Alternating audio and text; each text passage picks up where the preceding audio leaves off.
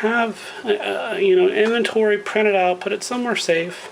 So, preferably somewhere near your weapons cache, so that you definitely know how many rounds you got left, how many magazines you got left, and if you need to focus on something to beef up your supplies. Like right here, I've just recently started collecting 7.62 by 39, so I definitely need to get a little bit more than 30 rounds. I definitely try to have at least 1,000 rounds per caliber. Some weapons, like my 22 long rifle, when we go to the range, we'll blow through 500 rounds in an afternoon, no problem. And the 9mm, my wife loves 9mm.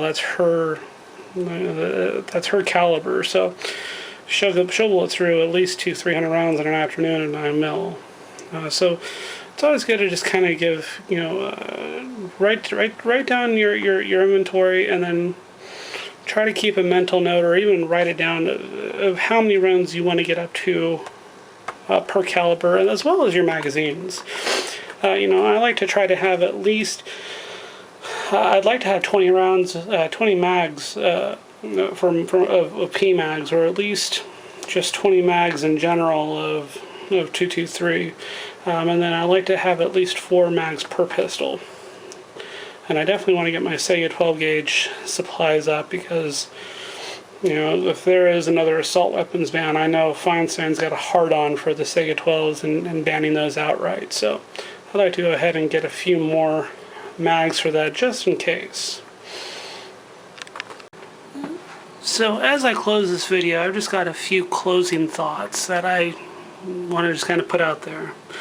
I have a couple of friends that have seen this box and full of ammunition and supplies, and I live up here in Portland, Oregon, where they really don't understand why I have it.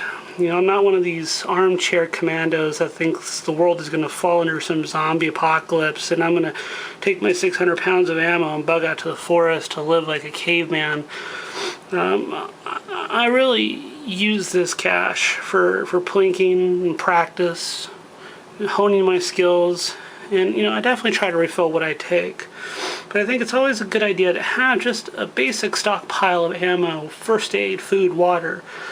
Luckily for me, my wife also agrees with me, and she always encourages me to pick up a little bit more ammo if we can afford it. But if you are getting into the prepping community, a lot of newbies, I tend to notice, they tend to focus on guns and ammo. That's it. It's guns and guns and guns and ammo, and forget everything else. And I definitely want to try to put,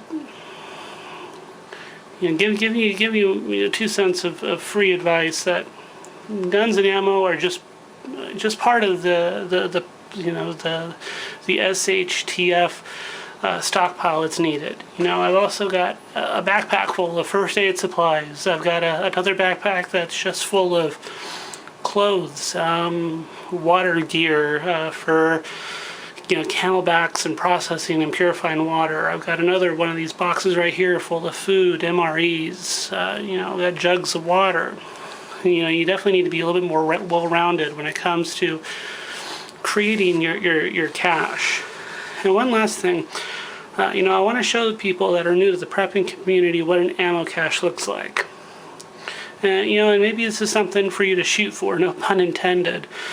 But I do ask that the people that are watching this, please build up your cache little by little. Don't break the bank. Don't slap down a credit card and say, give me all the ammo you've got, because not only are you setting yourself up for failure, you're also limiting the ammunition that your brothers and sisters in the gun community need.